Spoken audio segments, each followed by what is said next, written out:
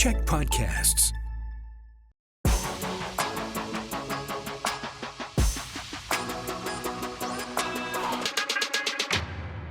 Hello and welcome to CHEK. My name is Paul Haysom. I'm the host around here. Now, we like to say this show is interesting conversations with interesting people, and today's guest certainly lives up to that. Bob Kronbauer is a content creator, a storyteller, a businessman, and he gives the Dos Equis guy a run for his money for the most interesting man in the world. Bob founded the world's first online skateboarding magazine in the 90s, then started flexing his muscles as an online manager, an editor, a creative director, and a photographer. In '08, he founded Vancouver is Awesome, where he worked as the editor-in-chief and publisher of the lifestyle and news source, which was then acquired by Glacier Media in 2017. Bob left that company in 2024 to go rogue as an independent content creator, which has certainly paid off. You may know him from BC Was Awesome, BC Is Awesome, PacificSkateboarding.com, or just simply as BC Bob. Bob Kronbauer, welcome to CHEK, sir. Holy smokes, you dug way into the archives with PacificSkateboarding.com. Yeah, well, you know what? If you dig deep in all of your stories, I got to dig a little bit deep as well. I want to know though, because I know you're a bit of an avid fisherman. Do you still skate as well? I skate a little bit. Yeah, my son skateboards, and so whenever he takes me out, I was gonna say drags me out, but I love it. But I don't have the legs for it anymore, and I'm in my 40s, and I worry about Yeah. injuries and getting sidelined from. I mean, most of my job is just walking around talking, but Yeah, we are going to get into some interesting and unknown island-specific stories coming up, but you've become a bit of a must-follow on social media, Bob. So what is it about that format that you love or that really works for you? it's interesting because we started with a. I started my host journey as a TV host for our BC Was Awesome show that you talked about. And it Yeah, was 5-minute long segments where I had all the time in the world to interview a subject. We would sit down for a half an hour with 3 or 4 subjects per episode. It would get chopped down to around 5 minutes long. And when the pandemic hit, I was thinking, oh, how can I take just my phone and do what we did with that. It took me a couple years beyond the pandemic to really figure out what it was and really get comfortable with just putting the phone in front of my face right. and not feeling awkward about that in a public space, which it still sometimes does. I But bet. I I just started telling the stories like I would tell them on our show, but then editing it to heck. And like, some of these stories will be 30 seconds long, but there'll be a segment of our show that we did that was 5 minutes long that we took forever to research. Right. And I think what I'm trying to do is not trick people into being interested in the history, but tell these stories in an approachable way, in an interesting way that's not, hey, you're tuned into the history TV show and Right. it's all history. A lot of it is travel related or just something is happening somewhere in the province that I'm talking about. I'm interested in that storytelling aspect of it because that's something you got to fall in love with. So when did you fall in love with storytelling, but also deciding to do something positive on the internet? Because not always do you find positivity on there, right? I would say storytelling way back in the mid 90s when I started the Pacific Skateboarding, the world's first online skateboarding magazine, as you said.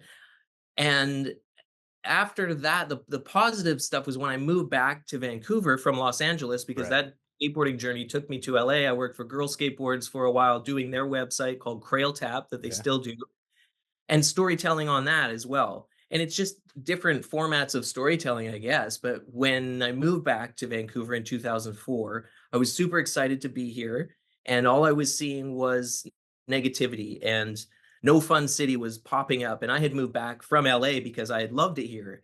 And so what I decided to do was start this website called Vancouver is Awesome a couple years later, where it was all just telling people about the great things that kept us living here. And that was sort of the positive journey, just finding the goodness, finding interesting things and sharing just interesting with Yeah. my followers. Yeah, and interesting but real deep dives on some smaller towns, like areas that don't always get the love on maybe mainstream conventional TV. So walk us through the process, how it works on your end. Is it a tip? Is it you doing a deep dive? Like, how does the decision get made on where you're going to go jump in? Hmm. So when I'm here in the studio, it's What am I reading? What am I seeing? Is somebody sending me a tip? Because now that I have 200,000 followers on TikTok and Instagram, I get a lot of, "Hey, did you ever hear about this?" Or, "Oh, you should talk about Slumax Gold." And it'll just Right. trigger something, and I'll know the story and go back, research a little bit about it, some things that I didn't know, and then package it up. And a lot of the stuff is filmed here, but my travel stuff lately has been working with destinations. Yes. So Tourism Vancouver Island just brought me to Port Alberni, Comox Valley, and Ucluelet. And so, the destinations will reach out, they'll bring me there, and we're working in collaboration. They're almost like a client and allowing me to take my time, take a week to go to these small markets and dig up these interesting stories. And that's so cool, but when you get there, how much of it is just hitting the ground and talking to people? Because it seems everyone has a story, but then you start building these connections and, "Oh, okay, this leads to this and this leads to this." And I find in journalism at the very least, that's where you get the meat, the best stuff, right? Absolutely. I could sit in this office and read books and get online tips all day, but it's not until you're in the tiny donut shop in Port Alberni that somebody says, "Hey, did you hear about the thing over here that my aunt told me about?" And maybe it's half true and maybe it's not. And you go and you drive past it and then you talk to a couple other people, and then all of a sudden you've got a story that nobody's ever heard before and that nobody would really think to dig into.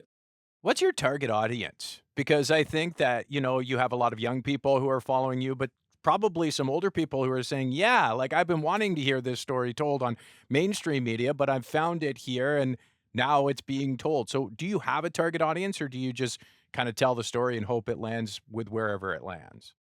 People who live in British Columbia pretty much is my target. I love And that. I get stopped on the street all the time, by people saying, "Hey, I saw you on Instagram," or "I saw you on TikTok." And it used to be I had a large following on TikTok, so it would always be, "Hey, you're the TikTok guy." And I had people from 13-year-old kids that would say, "Hey, you're the TikTok guy," to 80-year-olds stopping me saying, "I appreciate what you're doing. Thank you so much." So it's just the gamut. We hear a lot about preserving cultures and it kind of almost gets weaponized or politicized in cities just about infrastructure and building. So, when you go to these smaller corners of the province, are you trying to highlight those stories, make sure they're not forgotten about, or do you kind of go in with an MO or just wanting to tell that story? I'll go in with a list. So when I'm on a Cool. trip, I've got 18, 25 stories that are on my long list. And I can only get to a couple a day. Let's say I'm there for 7 days. Five of those fall off the list because maybe I just couldn't find the right angle for it. It wasn't interesting by the time I got there. Five of them fall off the list because I get the tips from the person at the donut shop, Right. and they tell me a story that is infinitely better. And I do try and highlight stuff that you wouldn't know about. And sometimes people get upset about that because they don't want me to tell everybody about the $2 thrift store in Courtney, BC, because everybody's going to flood the $2 thrift store in Courtney, BC. These are two specific examples. Cumberland, BC, I said, is the best main street in all of British Columbia when I was on my last trip. It's just the It's best. And it awesome. went viral. About 500,000 people watched it. And half of the people commenting were like, "I love it. It's my favorite place." A bunch of other were business owners that were like, "Thanks for coming into Moon's Records and highlighting this." And then the rest were people saying, "You're ruining Cumberland by telling everybody that we're here." And so you can't please everybody. I love it. Well, you are the best at it, my friend. And Bob's going to share what he does best, three unique, unknown, or just awesome stories about Vancouver Island. You are listening to Mike Check.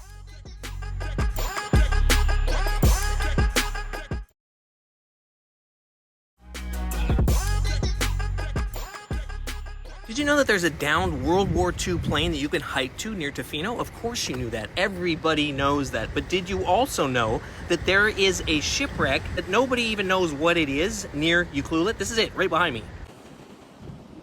It's been here since 1896. This area of the coast is known as the Graveyard of the Pacific because so many boats have gone down here. 1896, it just appeared on the beach. It's at Big Beach in Ucluelet. You should come here, but don't bring a boat here to this area. Here's why.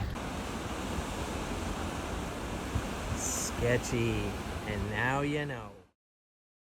Hello and welcome back to Mike Check here with Bob Kronbauer of BC Bob. Just go on social media. You'll find him or maybe he'll find you. Now, we're going to highlight three awesome stories from Vancouver Island. We just saw a clip from one of your recent trips to Tofino, Bob. We're going to get to that recent trip in a second, but let's start up in that area of the world and the story of Fred Tibbs. Fred Tibbs, Yes. legend. Fred Tibbs. If you're from Tofino, you know of Fred Tibbs because there's streets that are named after him. There's an apartment complex that my friend actually owns a condo in Nice. that is Fred Tibbs Place. Everybody knows about this unique character from the early 1900s. He decided that he was going to buy the island that you can see right off of Tofino. If you go there next time you're there, just go to the water. Look, there's one island that's the closest. You could swim to it if you're a good swimmer, which I'm not. He bought that island in the early 1900s, cut every tree down on the entire island except for one. And he left the one single tree, I'm going to say it was 60 feet tall. And he took all the branches off it and then he built a platform on top of it. No rails or anything, just a platform and a ladder up to the top with, I don't know what two by fours were called in the early 1900s, but studs all the way up so he could climb to the top of it so that he could do two things that I know of. One was to play the cornet to his love interest who lived on the other side of the water in a home that is still there now. Actually, I've been inside the home. The other thing that he did, which he was infamous for, was one New Year's Eve, he threw a stick of dynamite off of it. And in celebration of New Year's, I imagine it exploded in the air, but I don't know that story well enough. I know the cornet story very well because he would play it to I can't remember her last name, but I mean her first name, but her last name was Arnett. And Yes. her great grandson still lives in the house there. That is so cool. So when you went to go tell that story, how much did that evolve from just kind of having an idea of wanting to tell the story of Fred Tibbs and then finding out more about Fred as you went into it? That one was I had co-producers and a director on that who had a vision of it, and we went to the Royal BC Museum, and we talked to Lorne Hammond. Yeah. Bless Lorne Hammond, one of my favorite people in British Columbia, worked at the Royal BC Museum until recently retired. He had the actual cornet that he played, and so he's presented it to me with white gloves on, and I didn't get to play it. I don't know how to play the cornet. That came later, actually. And that was part of it was my producers would kind of drop me into these scenarios where I didn't know what was happening. I knew the basic story of Fred Tibbs, and they would present me with different things to do and people to interview. So that one was kind of locked in. And so Cool. we went to Tofino after that, after I saw the cornet and heard the story from Lauren about Fred Tibbs throwing dynamite and all that. And then we rented a might have been a trumpet. It wasn't an actual cornet. And we talked to Roland Arnett, who lives in the house, the great grandson of the love interest, and got him on his cell phone.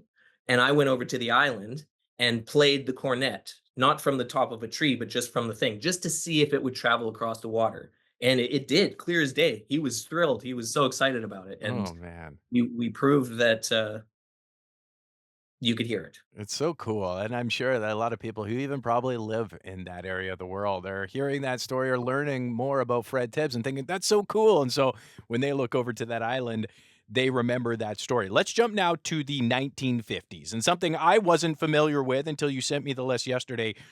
Garbage Gobblers and the island connection to these roadside gems. Where do I begin with this story? Do you want me to the guy that does we'll start with just the very loose Sure. connection to Vancouver Island. Len Shaw was an employee of the Parks branch, the BC Parks branch, the Victoria. They managed all of BC's parks at Right. the time in the 1950s when people just willy-nilly would throw the garbage out of their cars as they were driving on a road trip. Government, what are we going to do to solve this problem about people just throwing garbage out? Why don't we recruit the kids? So Len designed the Garbage Gobbler, Oh my gosh. and this is a replica of the Garbage Gobbler, which I can tell you about. Yeah. But this on the ones there are still a few of these around. There's one near Cache Creek, there's one in Revelstoke, but these were all over the roadsides, all across British Columbia. It's a garbage can. And so this part of it would open up, and inside of it is an oil drum, and the back of it is just wide open. And so they got garbage bags made that said, "Feed the garbage gobbler," and they gave them to kids and they gamified it. So when you were on a road trip, you're sitting in the back seat, you got your juice box, or not a juice box because it was the 50s, I don't know. You had a tin can of tomato juice or some Drinking crap. Molson's, I think the kids back then, Yeah, yeah. the kids are smoking in the back seat, throwing the butts out the window. But they would tell their parents, "We need to pull over and feed the thing." And so that's what they did, and these were everywhere. They were made out of concrete, and then they made them out of fiberglass. Cool. And the fatal flaw was that the back is open. Right. So bears, anything got in and took the garbage out of it, made a huge mess. And I don't know if the culture changed, but I've been collecting garbage gobbler stuff forever. And this came up early pandemic at the Royal BC Museum in their gift shop. And it was part of an exhibit in the 90s where they told the story I just told in a different way, obviously in the museum format. And they made this replica. It's made out of styrofoam. I love It's it. very light compared to the real ones, but I got it for $50. Come on. And What? just this weekend Yeah. on Instagram, I follow a bunch of pickers, people that go around and find antiques and stuff. Cool. It was tagged in a post that had this original sign. Come on. Yeah. That is There's cool. a So is that photo made of of it. wood? Yeah, it's made out of wood. Yeah. It sat next to the garbage gobbler. I'll send you a photo and you can superimpose it over here. This sat next to this thing on a white post. Wow. So Yeah. that's what the original that's still in pretty good condition, that thing. Yeah, it's in really good condition. Yep. The Garbage Gobblers. What a And interesting but also cool part of BC history. Yeah, I was gonna say you got the skateboard Garbage Gobbler too. so there's a BC company called Pylon Skateboards, Nice. and they're run by some friends of mine. I used to design skateboards in my previous life, and they asked me if I wanted to do a board, and I was like, "Yeah, but I'll make you one that nobody wants to buy." And so we made a limited edition garbage. You can't buy these anymore, so this is the only one. Feed me. I love that. That is cool. Okay, let's finish. We got one more to talk about, another unique island story. Let's finish with that recent trip you took. You've alluded to it a couple of times, but you also referenced that donut shop in Port Alberni, which it calls itself one of the best donut shops on the island, and you said, nay, it's the best donut shop in BC. They call themselves the best donut shop on Vancouver Island. That's what it says on the sign. Right. They're not. Like I said, best donut shop in British Columbia. You've been everywhere. You've been to Honey's, you've been to Cardam's, Yeah. you've been everywhere, and you think that they are the best donut shop, but they are not. They might have your favorite donuts. They might make the best donut you've ever eaten. I'm not saying that the donut shop makes my favorite donut I've ever eaten. They don't. Right. The ambience. You walk into this place, you're back in the 1980s, and there's people that go there every day. I was there for 3 days. I stayed in an Airbnb, not an Airbnb, an actual B&B Nice. that's an old tugboat next to the donut shop.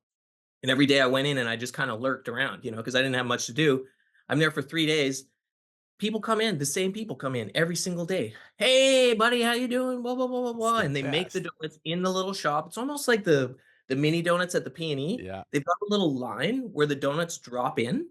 I didn't show it in my video, but they make 36 varieties of donuts every day. The donuts cost $1.75 Come each. on. Day olds are 50 cents. You can get 5 day olds. No, you can, sorry, you can get a dozen day olds for $5. That's nuts. It's ridiculous. And the donut shop is called The Donut Shop. The donut. I was gonna ask the name of it. The The Donut Donut. Shop. And yeah, the ambience, the entire, you're on the pier, on the at the quay in Port Alberni, this historic logging town. It's just wonderful. It was the donut shop made for Bob. Oh, yeah. And Right. everybody in Port Alberni. I love it. Awesome. You were listening to Mike Check with the one and only Bob Kronbauer. A quick shift with BC Bob next. See what it is.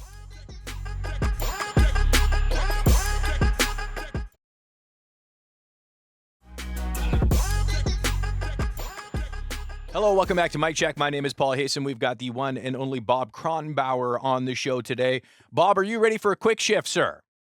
Let's do it. Let's do it. Okay, first car Oldsmobile Omega 1986 blue with a light blue rag top. Oh, that Ish. sounds like a beauty. Okay, first job. I worked for the there were a couple first jobs. My real first job was the dishwasher at Smitty's restaurant in Vernon. Nice. Smitty's and Vernon, shout out.